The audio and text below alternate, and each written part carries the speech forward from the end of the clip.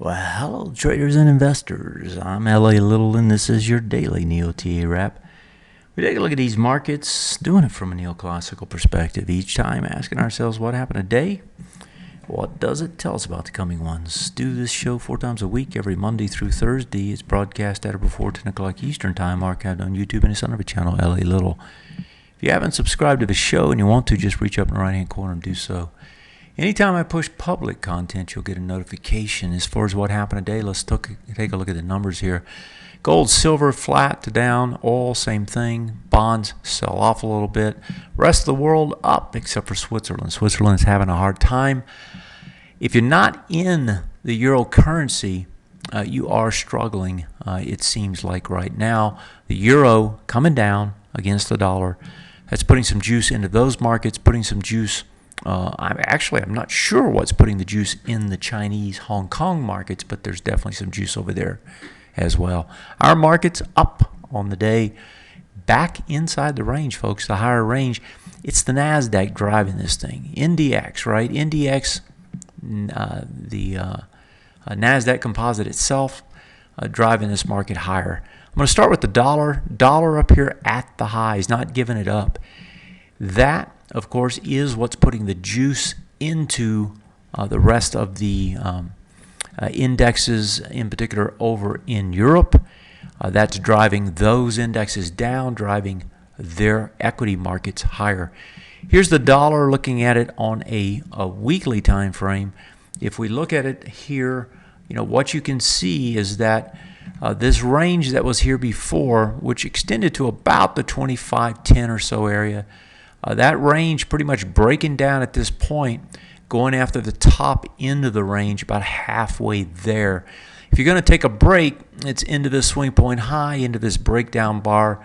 I expect we're probably going to see something like that pretty soon. Get a little flip back to the upside on the other currencies and back down to do some testing, most likely here. If it continues, I think it does become more than a thorn in the side to the markets. And I think that's one of the risks that's out there. Moving over to the markets, let's take a look at these. S&P 500 gets back inside the top range. If we draw that one out, right, we're using this bar here. If we draw it out, you got a top range up here, got a range up underneath it. Moving back to the top side, it's inside of it now. Now the question is, can you hold it and extend up?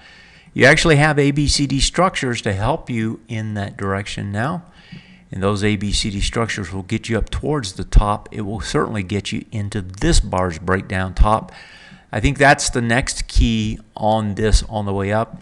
That number's 2161. If you look at it on the weekly, one of the things I was pointing out to the members of this weekend is if you pull this back, right, what this thing did a week ago Friday is it came in for the first time to the retest regen bullish off the weekly. After more than 6 bars, usually when that happens, very high probability it's going to get bounced. That's what you see. That's neoclassical. That's why you watch things neoclassical. Probabilities are there. If you know what they are and you know how to find them, you can use that to your advantage. If we move over to the broad market NASDAQ, going after the breakdown bars high, it's right up here. You're not that far away.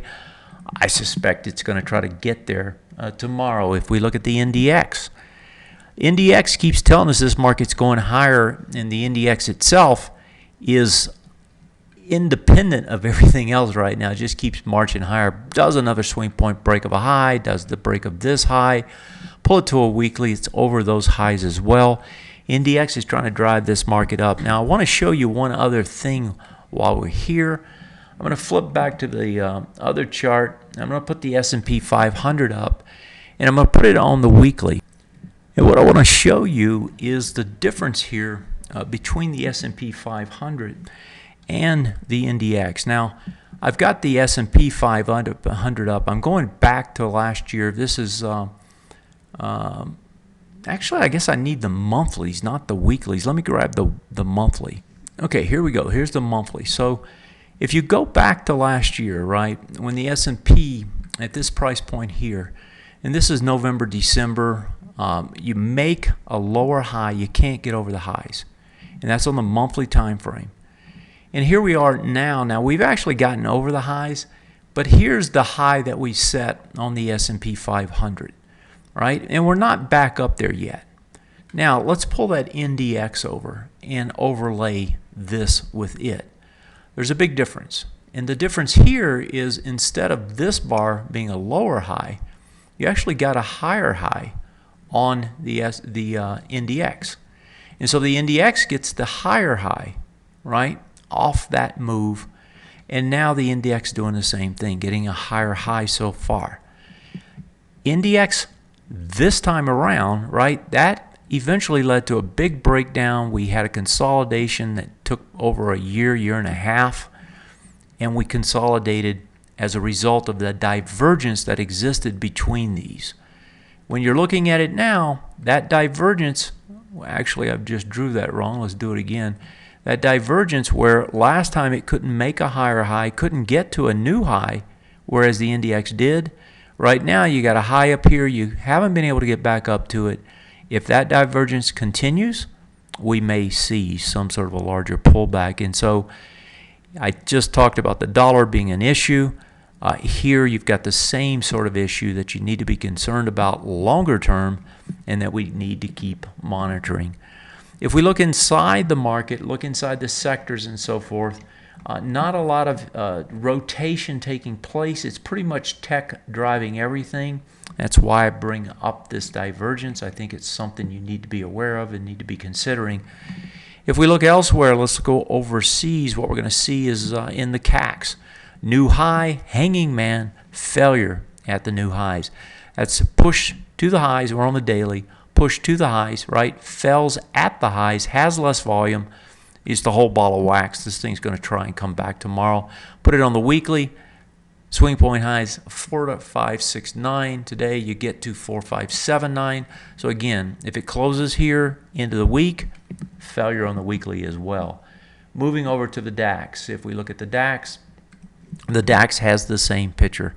So the DAX, a little bit slightly different, but the same sort of picture. That ultimate high that's out there and the other high that's here gets over both of them, fails, has less volume on both cases, or actually on one of the two cases. That's a failure at the highs, and it's after a good run. Again, telling you it wants to pull back. And if we move over, excuse me, to Switzerland, Switzerland has some sort of serious issue going on, can't find itself. Switzerland setting new lows again today. If you pull this over and look at it, last week Switzerland did a no-no, and that is that it did not hold the bullish retest regen.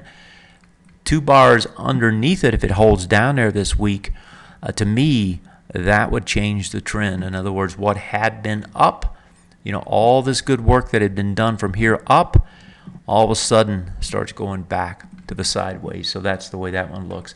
And finally, if we want to look at some positives in the overseas market, here's the Chinese market, the Shanghai, powering higher on volume. Doesn't quite have as much volume as it did over here. Tonight's going to be a good test. You're getting up into those highs again, 3,130 area. If it can hold over them, you got a nice little rally going over. Question is will it be able to? Right now, if you take the fact that it doesn't have as much volume and you add to it the fact that it's extended on the ABCD structure, makes me think this one also is going to fail up here. If true, you got all the world markets failing, that's probably going to put pressure on us. And that's where we ended tonight. I'll see you tomorrow. Have yourself a great one. Expect this market to struggle probably come tomorrow. Take care. Good night.